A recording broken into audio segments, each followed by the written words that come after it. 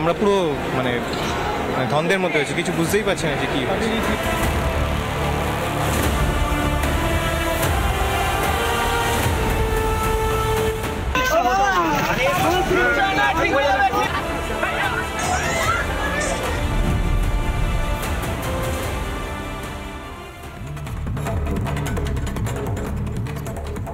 নমস্কার, আমি ময়ূক রঞ্জন ঘোষ। একটা ছোট্ট বিরতি নিয়েছিলাম, আমিও ঘুরতে গেছিলাম। আজই ফিরলাম এবং ফেরার পরেই এরকম একটি ঘটনা শুনতে পেলাম, শুধু নয় দেখতেও পেলাম। এবং এই ঘটনার জন্য অনেকগুলো প্রশ্ন নিয়ে আজ জবাব চায় বাংলা শুরু করব আমি। কিন্তু অন্য সমস্ত কথা পরে হবে, অন্য সমস্ত আলোচনা, তর্ক বিতর্ক, কাটা ছেঁড়া পরে হবে। এই মুহূর্তে আবারও জবাব চায় বাংলা শুরু করার সময় যারা প্রতিদিন জবাব চায় বাংলা দেখেন, যাদের আত্মীয়রা হয়তো দার্জিলিং থেকে ফিরছিলেন, যাদের হয়তো এই মুহূর্তে এরকম চিত্র দেখতে হচ্ছে বারবার, তাদের জন্য আরেকবার হেল্পলাইন নম্বরটি বা হেল্পলাইন নম্বরগুলো একবার দেখে নেব। এই মুহূর্তে রেল দুর্ঘটনায় যে হেল্পলাইন নম্বর, সেই রেল লাইনের যে নম্বর, সেই নম্বরগুলো একবার দেখে নিন। 03323508794 এবং 03323833326। ঠিক এভাবেই শিয়ালদা ডিভিশনের পাশাপাশি হাওড়া ডিভিশনে 03326413660, 03326402242, 03326402243। এগুলো আমরা বারবার গ্রিডেও মারতে থাকবো। গুয়াহাটির ক্ষেত্রে দাঁড়িয়ে এই নম্বরগুলো, শিয়ালদা, হাওড়া, গুয়াহাটির পরে যে প্রত্যেকটা জায়গার নম্বর রয়েছে কাটিহার ডিভিশনের, সেই প্রত্যেকটা নম্বর আপনারা দেখতে পাচ্ছেন। 9002, ঠিক সেরকমভাবে নিউ বনগাইগাঁওয়ের নম্বর, প্রত্যেকটা নম্বর, আবারও বলছি, প্রত্যেকটা নম্বর আমরা নিচেও গ্রিডেও চালাতে থাকবো। কারোর রক্তের প্রয়োজন হলে সেইটাও আপনারা জানান, রিপাবলিক বাংলার মাধ্যমে আমরা সেটাও চালাতে থাকবো। এই নম্বরগুলো বারবার বলছি, সমস্ত ধরনের তর্ক বিতর্ক সমস্ত কিছু আলাদা করে রেখে এখন মানুষ হয়ে মানুষের পাশে দাঁড়ানোর সময়। কিন্তু তার পাশাপাশি মানুষ হয়ে মানুষের জন্য প্রশ্ন তোলার সময়। নেতা আসবে, নেতা যাবে, রাজা আসবে, রাজা যাবে, মন্ত্রী আসবে, মন্ত্রী যাবে, কিন্তু একটা প্রশ্ন থেকে যাবে, আমার সুরক্ষা কে দেবে? আমার কোনো ভয় নেই তো? এটা ছুটির মরশুম, আপনারা জানেন। আমি, আপনি সবাই এই ভোটের মরশুমের পরে একটা ছোট্ট সপ্তাহান্ত বা উইকেন্ড যাকে বলে, সেই উইকেন্ড পেলেই ছুটির জন্য অ্যাপ্লাই করে ট্রেনে প্লেনে করে ঘুরতে যাচ্ছি। এই ছুটির মরশুম, তার উপরে গরমের ছুটি, বাঙালির ফেভারিট ডেস্টিনেশন গরমের ছুটি মানেই হলো পাহাড়, আর পাহাড়ের আলাদা অ্যাট্রাকশন মানেই হলো দার্জিলিং। এই দার্জিলিং মানে আবার হলো রাতে ট্রেনে উঠে সেখানে মা, বাবা, বোন, স্ত্রী, বন্ধু বান্ধবকে নিয়ে রুটি তড়কা বা বাড়ি থেকে বানানো আলুর দম, কষা মাংস, একটু মিষ্টি, এই সমস্ত কিছু নিয়ে গল্প করতে করতে ঘুমিয়ে পড়া, ভোরবেলা এনজিপি স্টেশনে পৌঁছানো, বা উল্টোটা পাহাড় থেকে নেমে এসে সন্ধ্যেবেলা ট্রেনে ওঠা, শিয়ালদা স্টেশনে গিয়ে পৌঁছানো। আমি জানি না যে এই ইমোশনগুলো নেতারা বোঝেন কিনা, আমি জানি না এই ছোট ছোট নস্টালজিয়াগুলো নেতারা বুঝতে পারেন কিনা, তারা বুঝতে অনুভব করেন কিনা যে খুনসুটি মারতে মারতে, লুডো খেলতে খেলতে, দাবা খেলতে খেলতে, বাচ্চাকে আদর করতে করতে হঠাৎ করে মৃত্যুর কোলে ঢলে পড়াকে কি ভয়ঙ্করভাবে আমরা ভয় পাই। আমরা ভাবতে পারছি না, অনেকেই বলছেন আমার মতন, আমরা ভাবতে পারছি না কয়েক ঘন্টা আগে যে রাস্তা দিয়ে ফিরেছি সেখানেই এমন দুর্ঘটনা হচ্ছে। যেটা সোশ্যাল মিডিয়াতে দেখবেন ট্রেন্ড, কারণ এই সময়টা সবচেয়ে বেশি মানুষ ঘোরাফেরা করেন।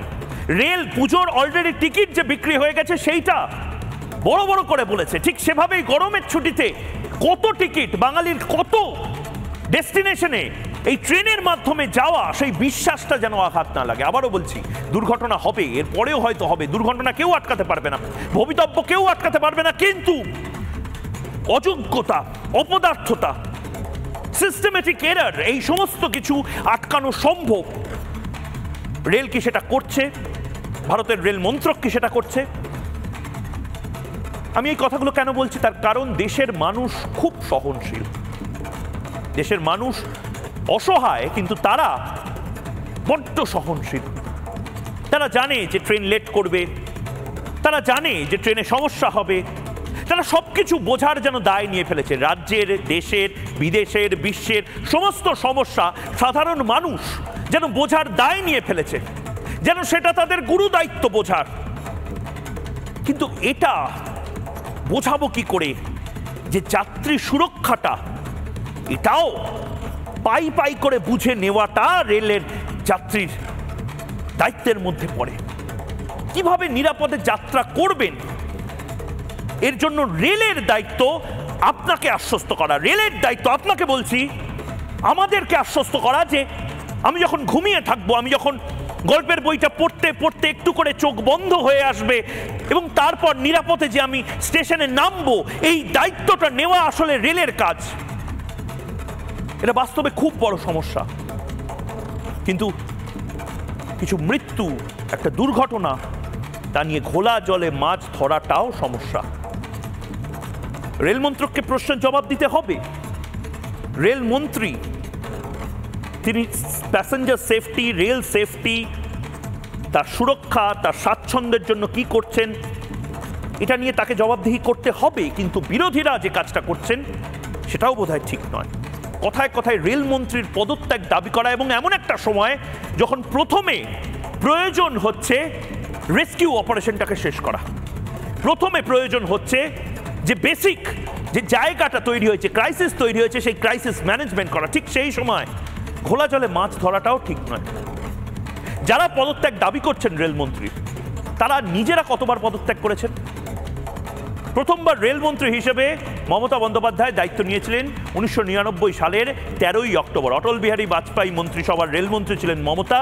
সেই সময় তার কাজের মেয়াদ ছিল মাত্র 1 বছর 155 বা 56 দিন। দ্বিতীয়বার মনমোহন সিংয়ের মন্ত্রিসভায় সদস্য ছিলেন মমতা।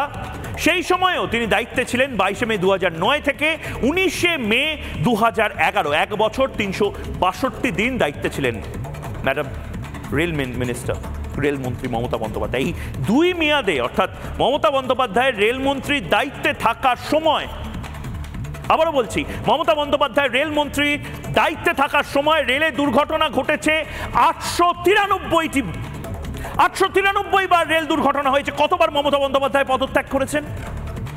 এই 893 এর মধ্যে, যার মধ্যে 2টি ট্রেনের মধ্যে সংঘর্ষের ঘটনা ঘটেছে প্রায় 55 বার। ট্রেন লাইনচ্যুত হওয়ার ঘটনা ঘটেছে প্রায় 839 বার। এই দুর্ঘটনায় নিহতের সংখ্যা প্রায় 1,500 মানুষ।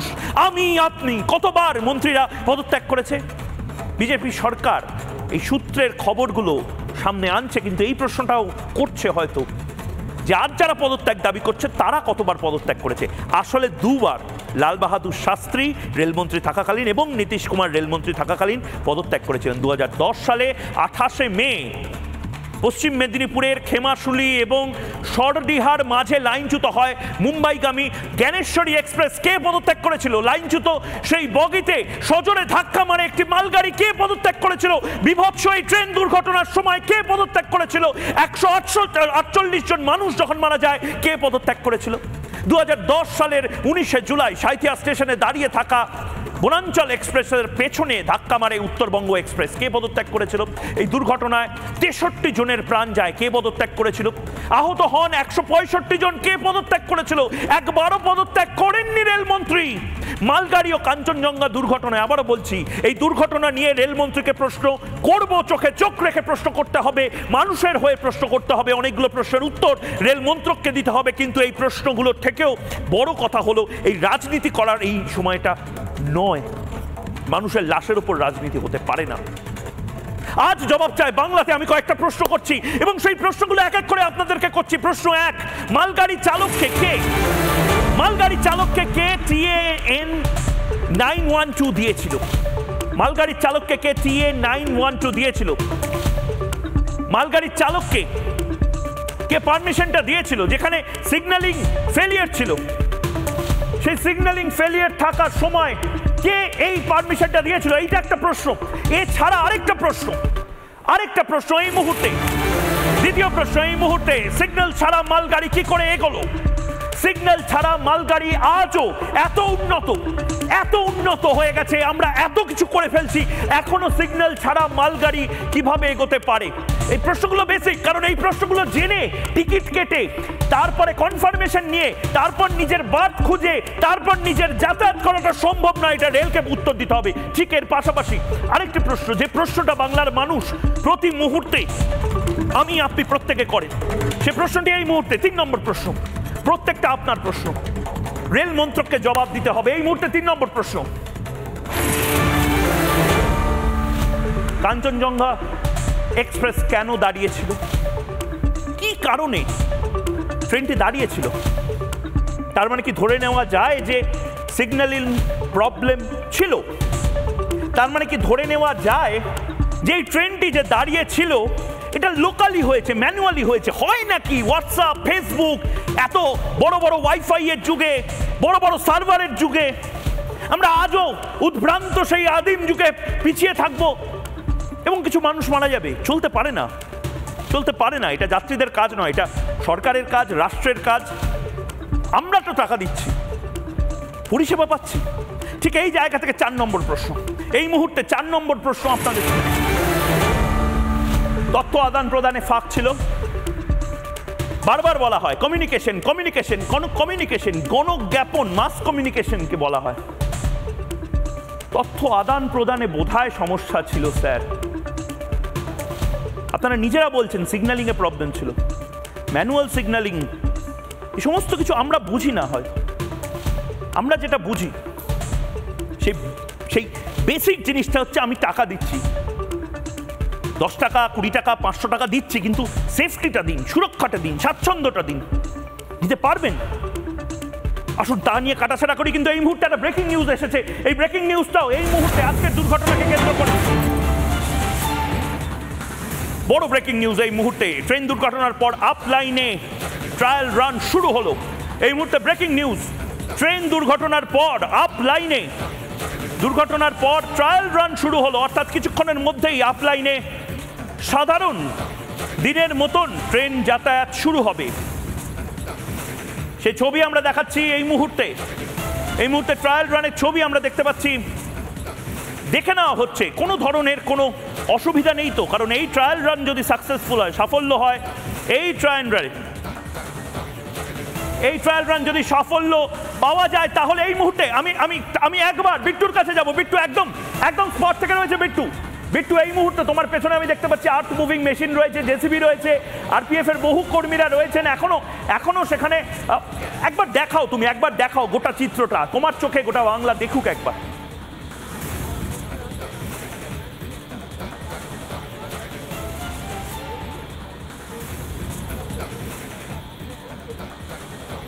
আমি গোটা ছবিটা তোমায় দেখাবো। প্রথমত তোমায় বলে রাখি, এই মুহূর্তে আমি আপলাইনে রয়েছি। কিছুক্ষণ আগে আপলাইন সম্পূর্ণভাবে ক্লিয়ার করে দেওয়া হয়েছে ডিজেল ইঞ্জিনের মাধ্যমে। লাগাতার 2-3 দফায় চেকিং চলছে, লাইনে কোনো ফাটল রয়েছে কিনা, এখান থেকে ট্রেন চলাচল করতে পারবে কিনা, এবং ডাউন লাইন যেখানে সমস্যা তৈরি হয়েছে আমি সেই ছবিটা একবার দেখাবো। যে এই মুহূর্তে সমস্ত যে কটা দুর্ঘটনাগ্রস্ত বগি ছিল সব কটা বগিকে লাইনের দুধারে ফেলে দেওয়া হয়েছে এই জেসিবির মাধ্যমে, ক্রেনের মাধ্যমে সেই বগিগুলোকে ইতিমধ্যে সরিয়ে দেওয়া হয়েছে। কেবলমাত্র ডাউন লাইনে মালগাড়ির যে ইঞ্জিনটা, যার দুজন লোকো পাইলটের ইতিমধ্যে মৃত্যুর খবর মিলছে এই দুর্ঘটনার জেরে, সেই ইঞ্জিন ইতিমধ্যে কাটার কাজ চলছে। গ্যাস কাটার নিয়ে আসা হয়েছে, সেই ইঞ্জিন কাটছে এবং এই ইঞ্জিনকে সরাসরি বাইরে বার করে নিলেই আমরা যেটা জানতে পারছি, ডিজেল ইঞ্জিনের মাধ্যমে মূলত খতিয়ে দেখা হবে যে লাইন ঠিকঠাক আছে কিনা, এবং তারপরই চেষ্টা করা হবে পরিষেবা যত দ্রুততা সহকারে সম্ভব মানুষকে দেওয়ার। এবং খুব তাৎপর্যপূর্ণ বিষয় এটাই বলবো যে এই মুহূর্তে সামগ্রিকভাবে বিদ্যুৎ সংযোগ ছিন্ন করে দেওয়া হয়েছে, অর্থাৎ ডিজেল ইঞ্জিনের মাধ্যমে মূলত এই ট্রায়াল রান চলছে। লাইনের যেই ইন্সপেকশন সেটা ইতিমধ্যে যারা ইঞ্জিনিয়াররা রয়েছেন তারা করছেন।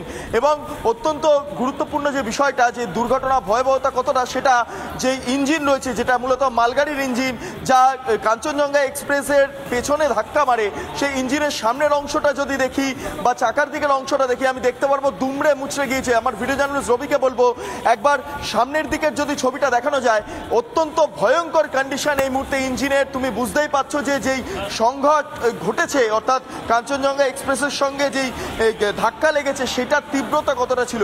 এবং যার জেরে ইতিমধ্যে দুজনের মৃত্যুর খবর মিলছে, তা লোকো পাইলট, দুজন লোকো পাইলট। এর পাশাপাশি সামগ্রিকভাবে লাইনের পরিস্থিতি তোমাকে জানানোর আগে একটা বিষয় জানাচ্ছি যে এই লাইন দিয়ে মূলত এই ডাউন লাইন এবং আপ লাইন এইটা দিয়ে মূলত মেন যেই উত্তরবঙ্গ কানেক্টর সেটা হয়ে থাকে। মূলত এইটা যেটা দাঁড়িয়ে আছি সেই লাইন দিয়ে ইতিমধ্যে ইন্সপেকশন হয়ে গিয়েছে এবং এটা ডাউন লাইন যেটা দিয়ে কলকাতাগামী ট্রেনগুলো যায়। অর্থাৎ এক্ষেত্রে দাঁড়িয়ে ইতিমধ্যে এই যে লাইনের ট্রেন চলাচল তা বন্ধ রয়েছে এবং যার জেরে পরিষেবা স্বাভাবিক হতে কিছুটা সময় লাগবে, যেটা জানাচ্ছেন। ইতিমধ্যে বেশ কয়েকজনের মৃত্যুর খবর মিলছে। তবে যেই ঘটনাগুলো, যেই ছবিগুলো এই মুহূর্তে দেখাবো ময়ূক, গা শিহরণ দিয়ে উঠবে। তোমাকে আমি যদি দেখাই, দেখতে পাচ্ছি দিকে দিকে র্যাফ আরপিএফ মোতায়েন করা হয়েছে, রাজ্য পুলিশের আধিকারিকরা রয়েছেন। অন্যদিকে ডিজাস্টার ম্যানেজমেন্ট গ্রুপ, ইন্ডিয়ার যে জাতীয় স্তরের ডিজাস্টার ম্যানেজমেন্ট গ্রুপ তারাও রয়েছেন। তবে যেই ছবিগুলো এই মুহূর্তে উঠে আসছে তুমি দেখতে পাচ্ছ যে কোনো যাত্রী হয়তো তার খাবার এই টিফিন বক্সে নিয়ে যাচ্ছিলেন, সেই টিফিন বক্স এই মুহূর্তে দুমড়ে মুচড়ে গিয়েছে। শুধু এখানে নয়, যত এগোবো আমি দেখতে পারবো আরও বেশ কিছু ছবি দেখতে পাচ্ছি। এখানে কাপড় জামা সেইগুলোর কার্যত পড়ে রয়েছে, বেশ কয়েকজনের হাওয়াই চটি বা বিভিন্ন যে সামগ্রী যেই সমস্ত আমি দেখতে পাচ্ছি এখানে একটি জুতো পড়ে রয়েছে। তুমি সেই ছবিগুলো দেখতে পাচ্ছ, অর্থাৎ ভয়াবহতা কতটা ছিল সেইগুলো কার্যত স্পষ্ট। অন্যদিকে দাঁড়িয়ে বিভিন্ন জায়গায় শুরু করে আজকের ট্রেন যাত্রার যে নস্টালজিয়া, এই স্মৃতিগুলো নিয়েই তো আমাদের এগিয়ে চলতে হয় এবং এর পাশাপাশি এই দগদগে ঘাগুলো নিয়েও আমাদের এগিয়ে চলতে হয়।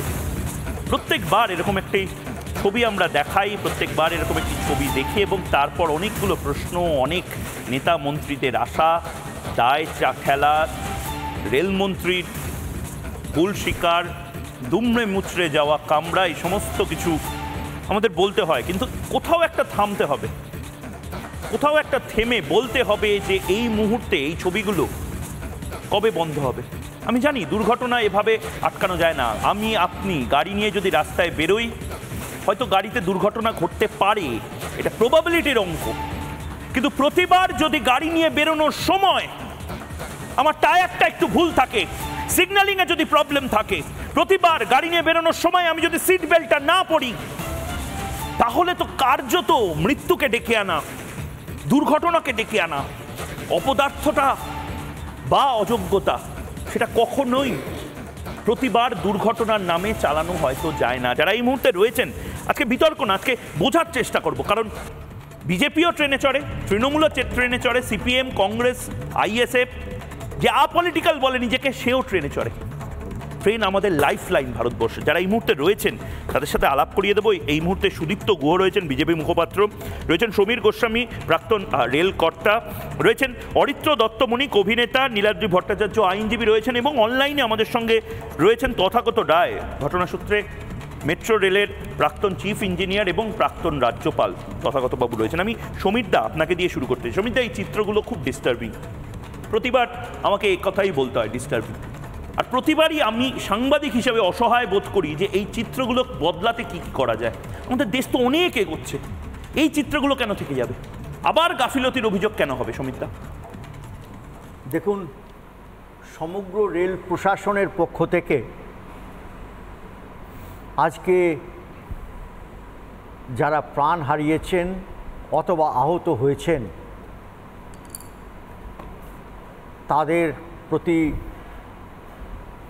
সমবেদনা জানিয়ে আমি এটুকু বলতে পারি যে সমগ্র রেল প্রশাসন এরকম ক্ষেত্রে গভীরভাবে মর্মাহত হয়ে যান এবং এটাকে সাফাই গাওয়ার মতো আমরা এমন কিছু বলবো না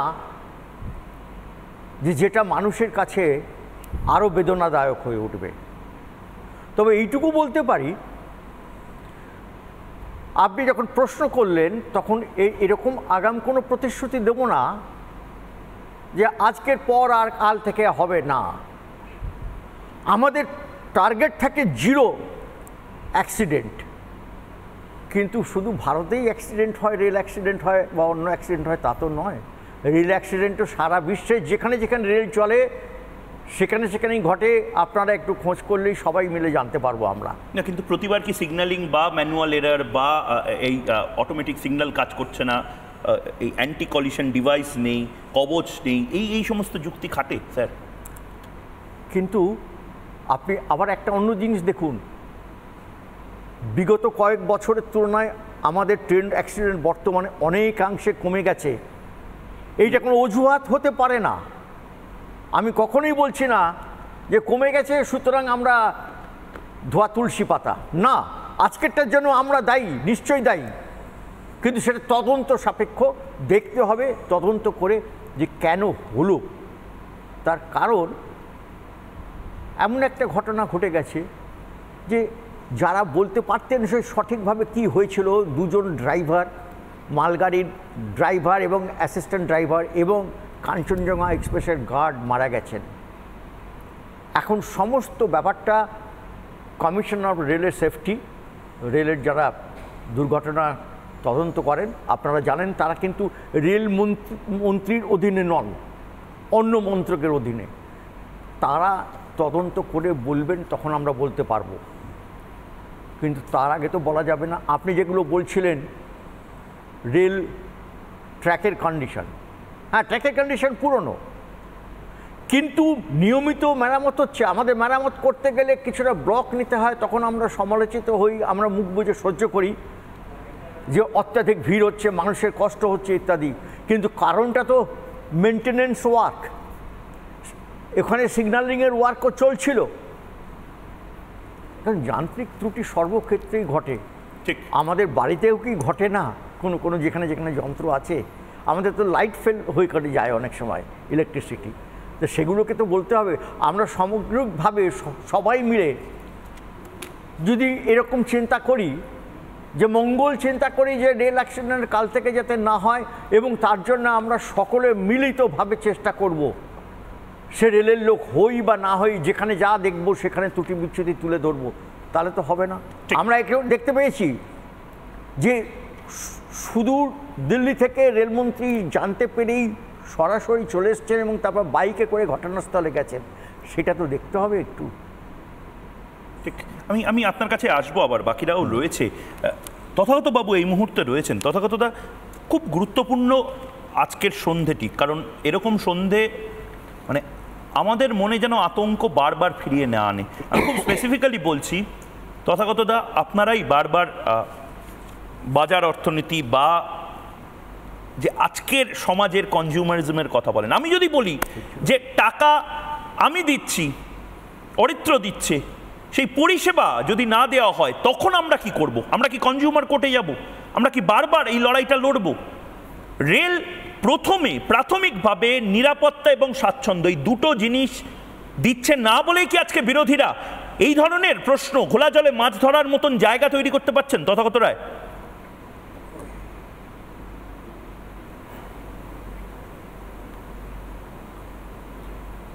নমস্কার। আমি আজকে রাজ্যপাল হিসেবেও নয়, প্রাক্তন রাজনীতিক নেতা হিসেবেও নয়, আমি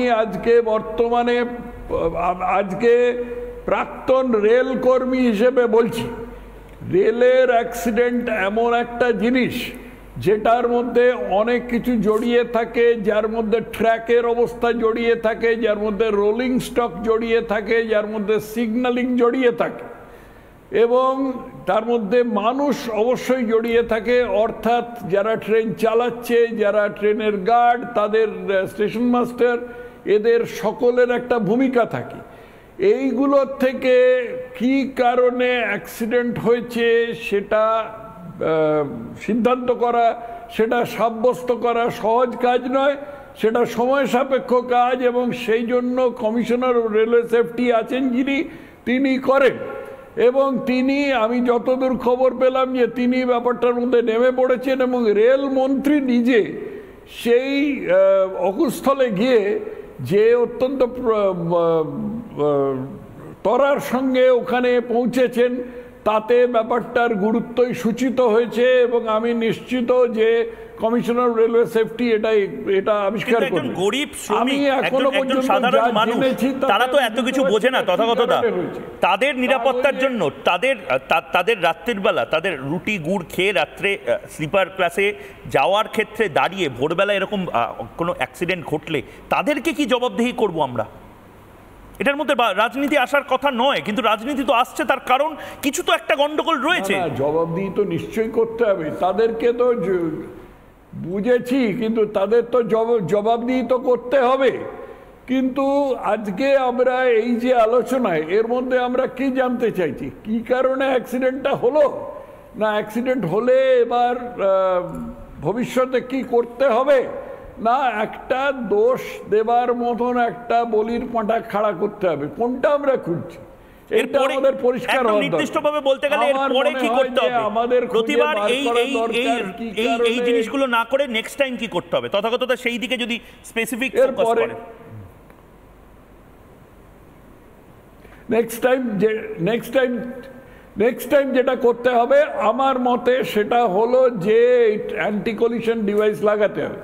এখন এই অ্যান্টি কলিশন ডিভাইস ভারতের মতো রেলওয়ে সিস্টেমে লাগানো খুব দু পয়সার কাজ নয়, বহু টাকার কাজ, এবং এই টাকা খরচ করে অ্যান্টি কলিশন ডিভাইস লাগাবার সঙ্গে সঙ্গে ভাবতে হবে যে রেলের কাছে কি টাকা আছে, অন্য সামনে কি কি পরিকল্পনা আছে, সেগুলোর সাথে একটা সামঞ্জস্য বিধান করে করতে হবে।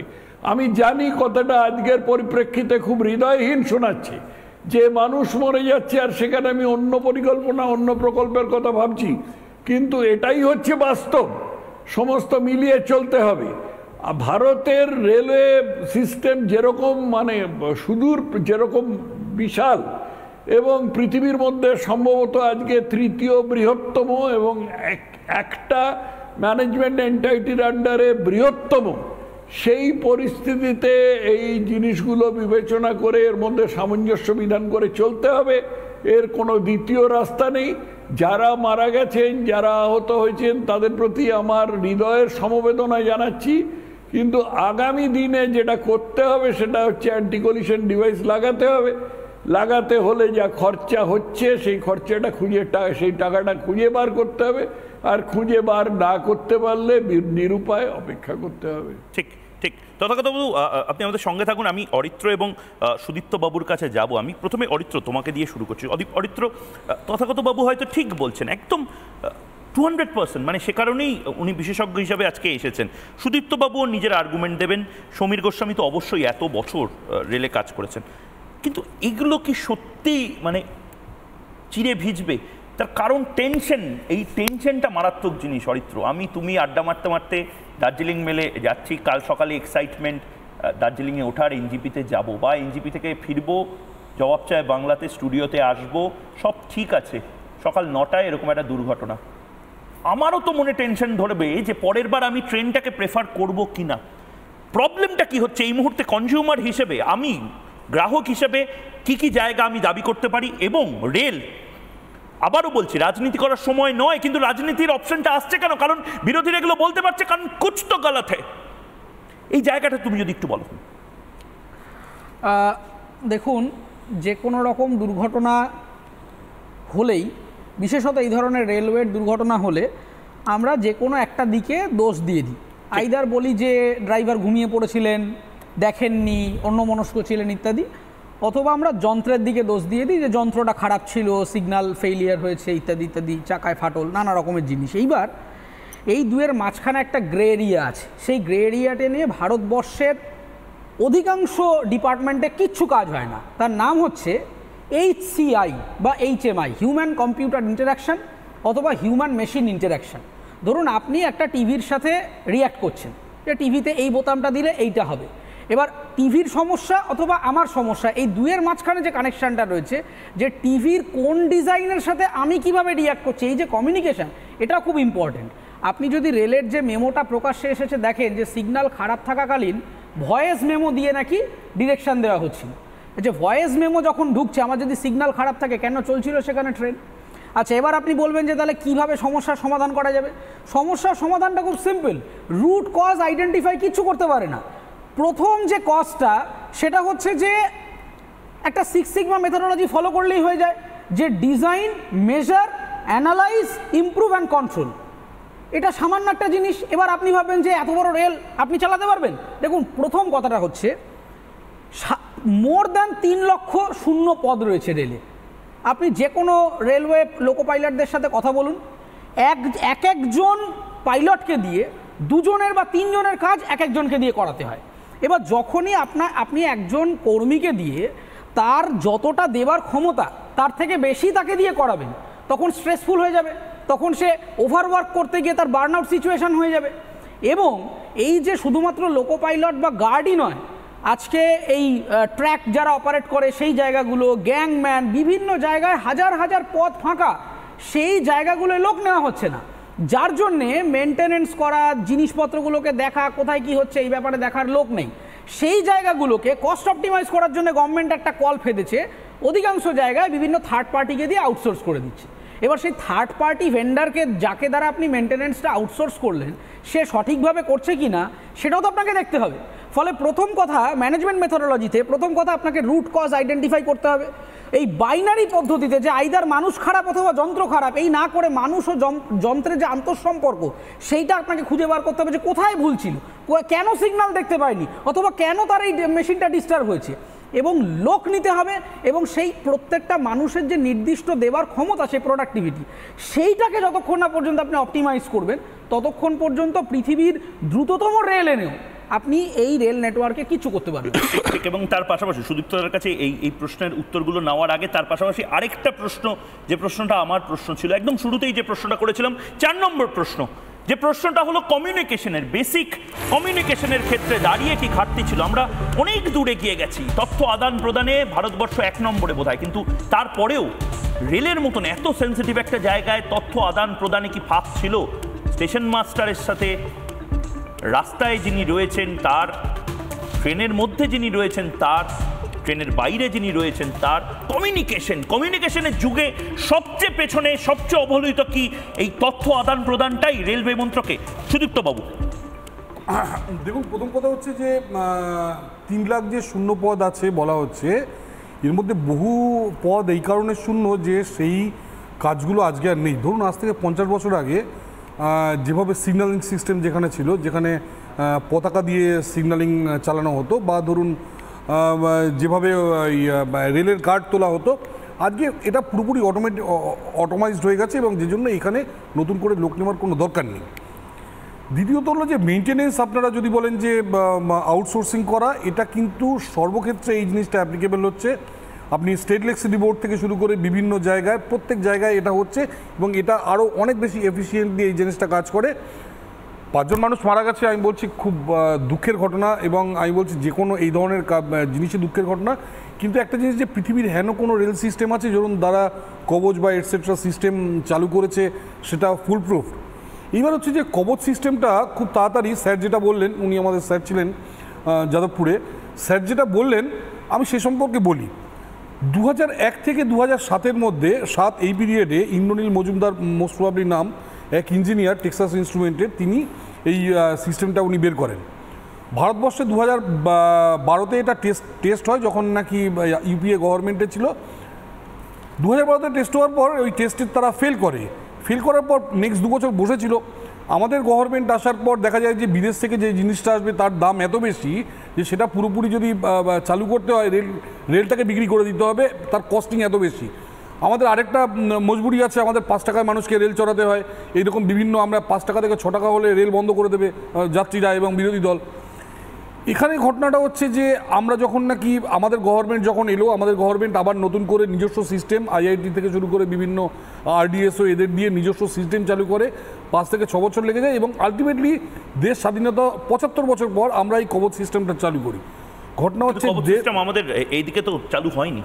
আমি বলছি, এটা যদি 1 বছরে আপনি করতে যান, 1 বছরে টোটাল ইউনিয়ন যা বাজেট আছে পুরো বাজেট খরচ হয়ে যাবে শুধুমাত্র এই কবচে। এটা করতে কয়েক বছর সময় লাগবে, এটা খুব কম খরচের জিনিস না। কিন্তু ঘটনা হচ্ছে যে যেখানে আমরা দাবি করি যে 1950 থেকে আমরা আইআইটি চালু করেছি, আমরা টেকনোলজিতে আমরা লিডার, আইআইটিটা আমরা কেন চালু করেছিলাম? আমেরিকাকে সফটওয়্যার কোম্পানি সাপ্লাই করবো, সফটওয়্যার ইঞ্জিনিয়ার সাপ্লাই করবো বলে।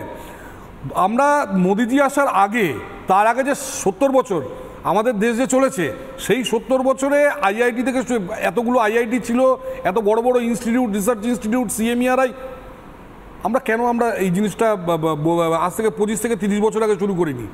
এক বছরেতে এই পুরো সিস্টেমটা চেঞ্জ করা সম্ভব না। আপনি কমিউনিকেশন যে সিস্টেমটা বলছেন, এক বছরে তো পুরোটা চেঞ্জ করা সম্ভব না। কিন্তু আপনারাও তো 10 বছর, আমাদের 10 বছরটা বলছি, আমাদের 10 বছর 2012-তে যখন ফেল করে 12 থেকে 14 পর্যন্ত কোনো কাজ হয়নি। তারপর এই পুরো জিনিসটা আমি বলছি বাইরে থেকে যে জিনিসটা আসার কথা ছিল তার দাম এত বেশি, আমাদের নিজস্ব আবার ইনভেন্ট করতে হয়। 4 থেকে 5 বছর এটার পিছনে রিসার্চ চলে এবং টেস্টিং করে 2018-19-এ এটা পাস হয় এই সিস্টেমটা। তারপর 2021-এ এসে আমরা টেন্ডারিং, এরপর বিভিন্ন অ্যাপ্রুভাল লাগে, ক্যাবিনেট অ্যাপ্রুভাল করতে করতে 2021-22-এ এসে আমরা প্রথম টেন্ডার করি এবং কাজ শুরু করি। কিন্তু আমি বলছি এই কাজটা আজ থেকে 25 বছর আগে শুরু করা হচ্ছে। আমি বলছি আমরা যখন স্টুডেন্ট ছিলাম সেই সময় ওয়ার্ল্ড ব্যাংক বলেছিল পুরো রেলওয়ে সিস্টেমটা চেঞ্জ করে দেবো, তোমাদের এত টাকা লাগবে কিন্তু তোমাদের এই শর্তগুলো মানতে হবে। সেই সময় নরসিংহ রাও, মনমোহন সিং তারা এটা মানেননি। তার আগে রাজীব গান্ধীকে এই অফারটা দেওয়া হয়েছিল। সেই সময় রাজীব গান্ধীরা তো এইসব ওয়ার্ল্ড ব্যাংকের নাম শুনলেই কেঁদে ফেলতেন। আমি বলছি এই সিস্টেমটা কিন্তু 80 দশকে চেঞ্জ করা। কিন্তু একজন প্রশ্ন করছেন এই মুহূর্তে, আনন্দ মেহতা বলে, দর্শক আপনাকে শুনছেন, মেট্রো মডেলকে কেন তিনি লিখছেন metro model must be followed for security safety of citizens. মেট্রোতে তো এই ধরনের ঘটনা ঘটে না? এক্স্যাক্টলি এইখানে আমি আপনাকে বলি মেট্রোতে কেন ঘটে না। আপনি এই যে অফিসটায় বসে আছেন, এই অফিসটা একসময় মেট্রোদের যে প্রজেক্ট ম্যানেজমেন্ট কনসালটেন্ট তাদের অফিস ছিল। আমি আজকে বহুদিন পর আপনাদের প্রথম আসছি এবং সেই কোম্পানিতে আমি আজ থেকে 7-8 বছর আগে চিফ জেনারেল ম্যানেজার ছিলাম।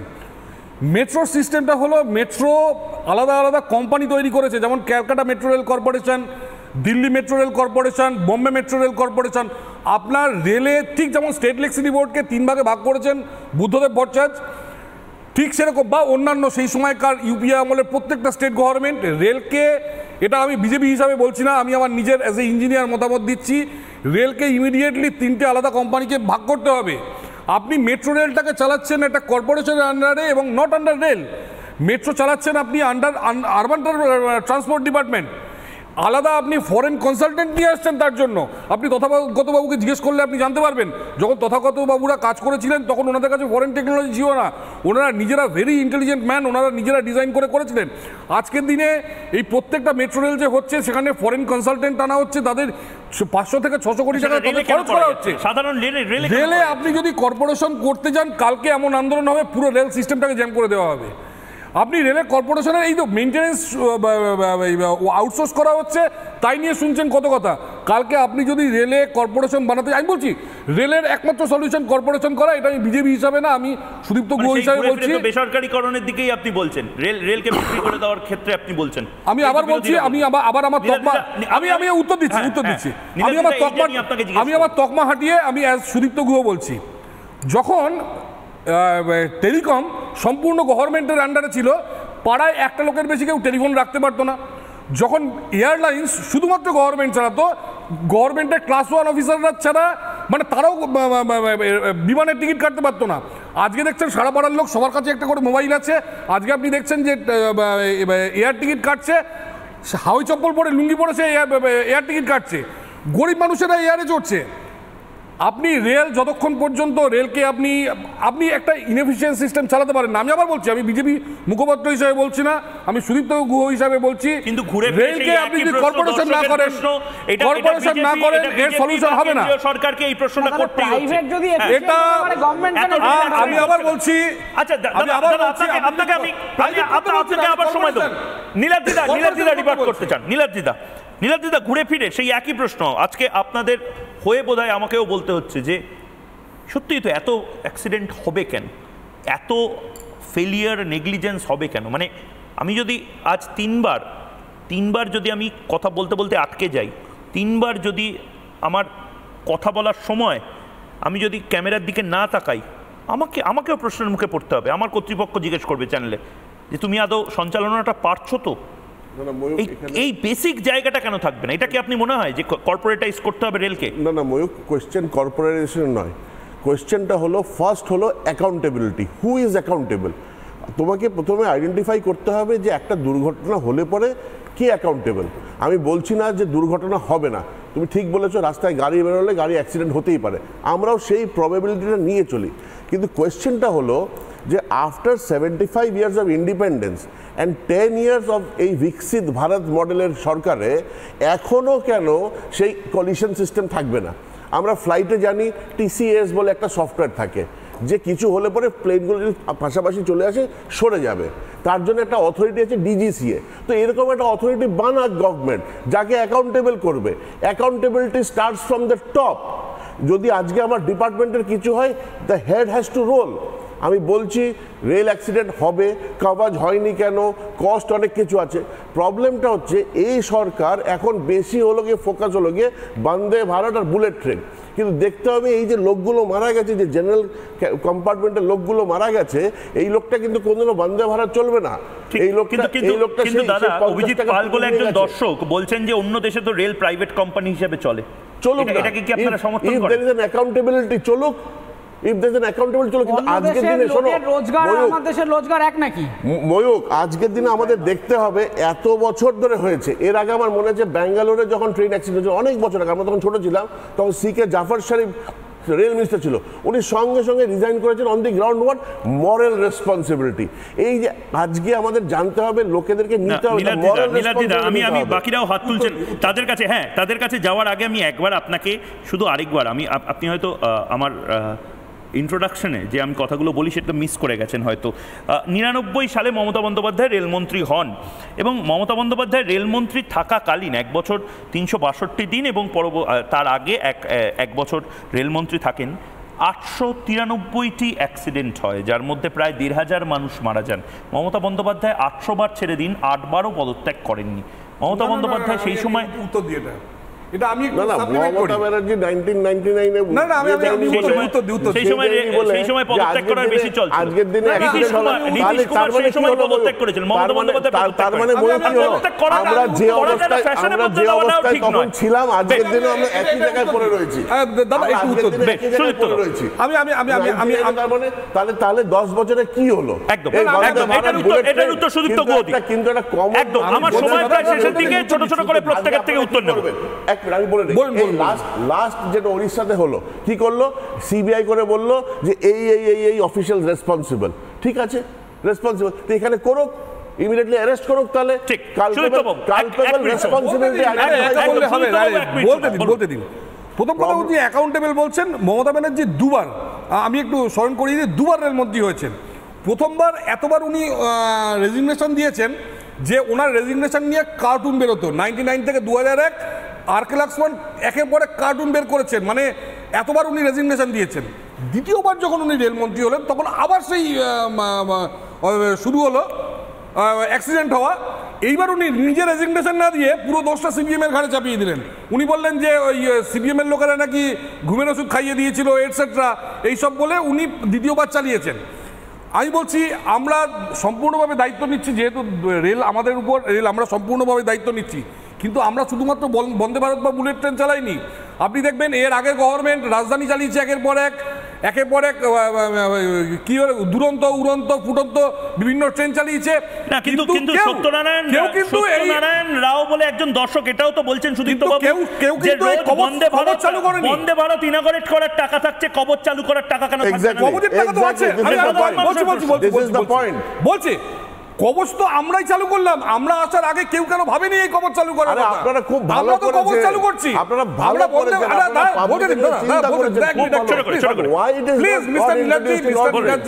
মিস্টার নীলাদ্রি, আমি বলছি যে আমরা বন্দে ভারতও চালাচ্ছি, কবচও চালাচ্ছি, তারা দুরন্ত উড়ন্ত ফুটন্ত চালিয়েছে, কিন্তু কবচ তারা অ্যাপ্লাই করেনি।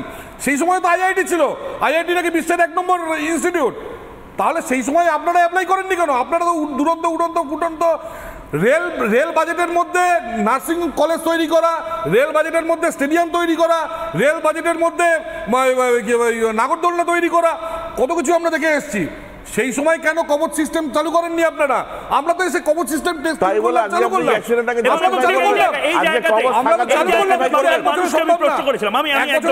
একদম বাকিদের থামাচ্ছি। বাংলার মানুষকে প্রশ্ন করেছিলাম বারবার, ট্রেন দুর্ঘটনা সুরক্ষা শুধুই কথার কথা। যারা এই মুহূর্তে ফেসবুক, ইউটিউব এবং এক্স হ্যান্ডেলে দেখছেন আমাকে, তাদেরকে আমি জিজ্ঞেস করেছিলাম সুরক্ষা সিকিউরিটি।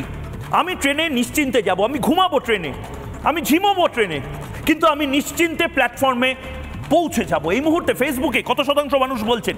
85% মানুষ বলছেন শুধুমাত্র কথার কথা হয়ে আছে। ঠিক করুন। ভারতের রেল মন্ত্রককে এই পোল দেখার জন্য অনুরোধ করছি। ইউটিউবে 91% মানুষ বলছেন শুধুমাত্র কথার কথা হয়ে আছে, সিকিউরিটি এখনো পাকাপোক্ত নয়। এবং এক্স স্যান্ডেলে 70% মানুষ বলছেন। ইউটিউবে দেখুন এই মুহূর্তে 91% মানুষ, এবং তার পাশাপাশি এক্স স্যান্ডেলে সুরক্ষা শুধুই কথার কথা, এটা বলছেন 70% মানুষ। সমীরবাবু, একদম সংক্ষেপে এটা কবে হবে? এই সেফটি বেশি কিচ্ছু চাইছি না আমরা। পরিপ্রেক্ষিতে একটুখানি বলে নিয়ে আমাকে যদি দয়া করে সুযোগ দেন, আমরা কিন্তু প্যানিক সৃষ্টি করব না। ঠিক। তার কারণ যে মুহূর্তে অ্যাক্সিডেন্ট হয়েছে সেই মুহূর্তে কিন্তু সারা ভারতের অন্যান্য লাইন দিয়েও ট্রেন চলছে। প্রতিদিন সারা বছরে 365 দিন, শীত গ্রীষ্ম বর্ষা রাত দিন উপেক্ষা করে ট্রেন চলে। কয়েক হাজার ট্রেন চলছে প্রতিদিন। ঠিক। আমি এই মুহূর্তে আছেন 3 জন আইসিইউতে ভর্তি, একটি বাচ্চা সে নিকু বা পিকুতে ভর্তি আছে। এই 3 জন এবং বাচ্চাটি, এরা একটু আমার মনে হচ্ছে চিন্তাজনক অবস্থায় আছে, কিন্তু সবাই না। আশা করছি ঈশ্বরের কৃপায় সবাই সুস্থ হয়ে উঠবে। বাকি সবার ইনজুরি মাইনর, কারো পা ভেঙেছে, কারো এরকমও পেশেন্ট আছে 2টো পা ভেঙে গেছে, মা 2 মেয়ে আহত হয়েছে, কিন্তু মিনিমাল ইনজুরি। তারা সবাই আগামী কিছুদিনের মধ্যে ছাড়া পেয়ে যাবে। এই 4 জনকে নিয়ে আমরা একটু সবাই চিন্তায় আছি। আমরা ঈশ্বরের কাছে প্রার্থনা করি তারা যেন দ্রুত সুস্থ হয়ে তার বাড়ির মানুষদের কাছে ফিরে যান। গোটা বিষয়টা নিয়ে মুখ্যমন্ত্রী মমতা বন্দ্যোপাধ্যায় রেলের ভূমিকা নিয়ে প্রশ্ন তুলছেন, এবং অ্যান্টি কলিশন যে সিস্টেম সেটা এতদিনে কেন ইন্ট্রোডিউস করা যায়নি সেটা নিয়ে প্রশ্ন তুলছেন। দেখুন, প্রথম কথা বলি যে আমি সকালবেলায় বলেছিলাম যে ঘটনা ঘটেছে, সেই ঘটনার পর রাজনীতি করার সময় এটা নয়। এটা এমন একটা সময় যে সময় যারা আহত হয়েছে তাদের পরিবারের পাশে দাঁড়ানো, তাদের সাথে দাঁড়ানো, তাদের চিকিৎসার ব্যবস্থা করা। তারপরেও যখন মুখ্যমন্ত্রী বলছেন আমাদেরকে রাজনৈতিক প্রত্যুত্তর দিতে হচ্ছে, তার জন্য আমরা দুঃখিত, তবুও আমি দিচ্ছি। মুখ্যমন্ত্রী অ্যান্টি কলিশন ডিভাইস সম্পর্কে কতটা জানেন আমার আইডিয়া নেই। উনি রেলমন্ত্রী ছিলেন, নিশ্চয়ই জানবেন, আমার আশা করছি। আমি ইঞ্জিনিয়ারদের সাথে কথা বলে বলছি, এই অ্যান্টি কলিশন ডিভাইস যাকে কবচ বলা হয় সেটা গলায় পরার মাদুলির মতো জিনিস নয়।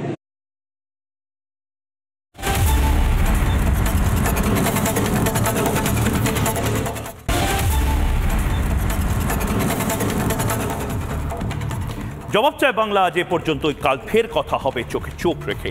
সঙ্গে থাকুন।